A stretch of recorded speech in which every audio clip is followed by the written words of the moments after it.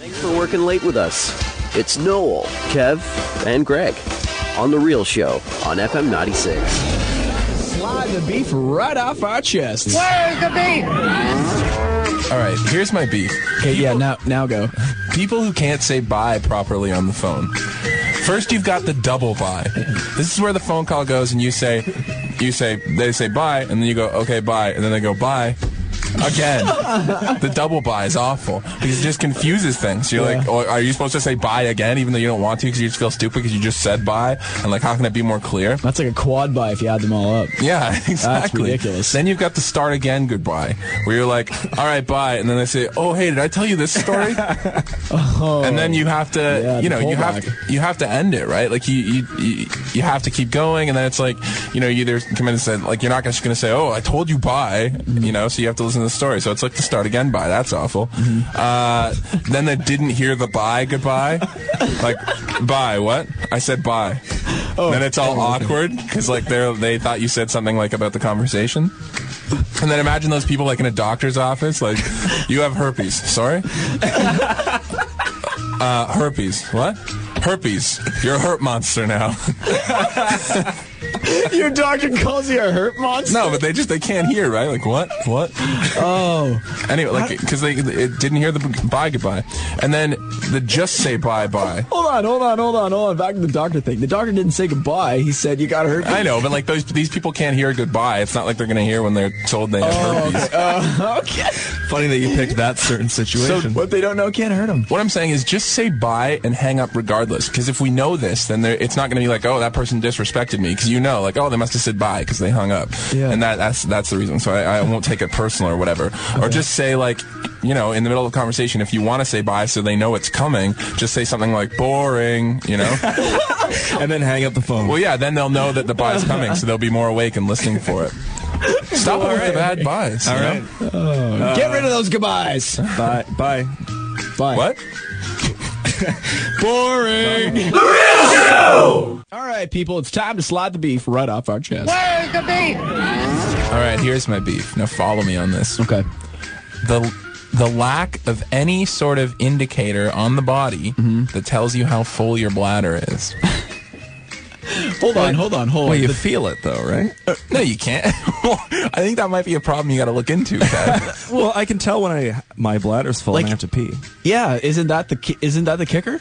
Well, okay, right, but I mean, to know, like, when it's getting to that point. So I'm tired of being surprised, I'm tired of being like, oh, well, there it is. Now I have to get up and go to the washroom. I'm tired of that. So what I'm saying is, like, anything like, sort of, I guess, a meter, but even like a little clear, like, strip on the side of your leg or something so when it gets yellow to the top, then you have to know. Yellow. They have that on irons because you have to put a certain amount of water in an iron and you have to tilt it and you can always see the amount of.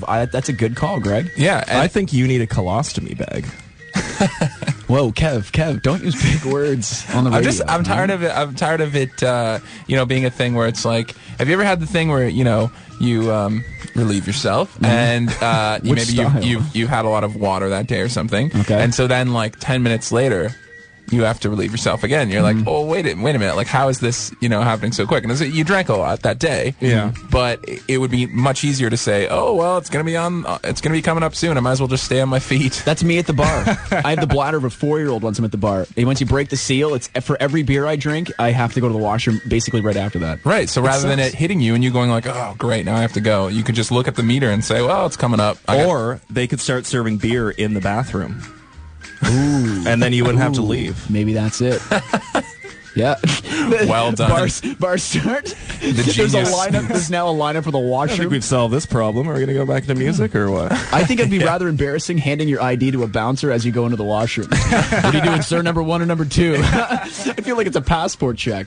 All right, well, 643-9696. If you have any, 519. Don't forget that. If you've got any great ways that you can check if you have to go pee.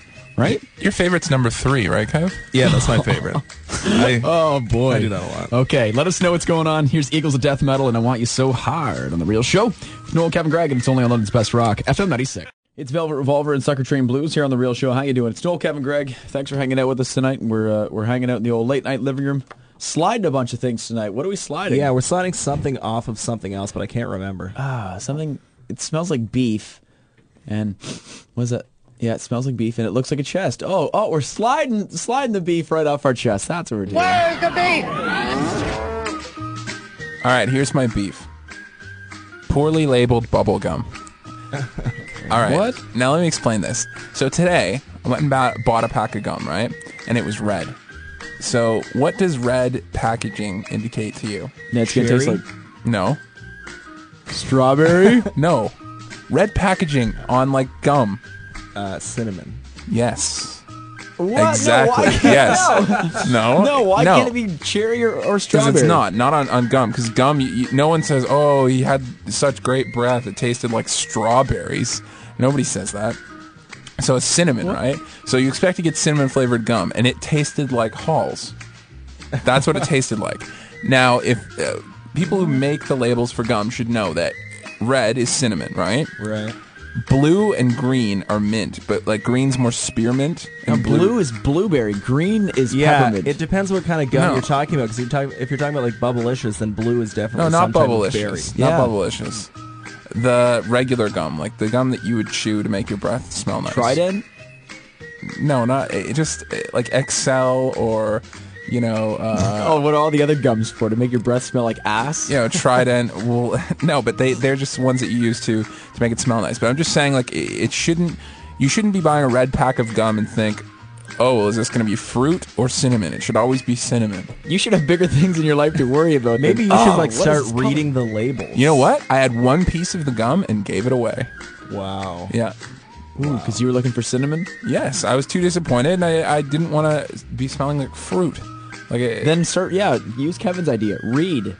No, that takes forever. Oh my god. Reading the label on a gum bag. Oh, does that say strawberry or cinnamon? I don't have time for this. I only go by color. Oh, so what do you want? Like a stoplight that says stop, but it's really small, so you have to kind of squint to see if that's actually stop? Or does red mean stop in this city, or does red mean go? I don't know. Well, if there was only 4 different types of gum, then maybe that would be. But there isn't red, yellow, green, and then a turning arrow.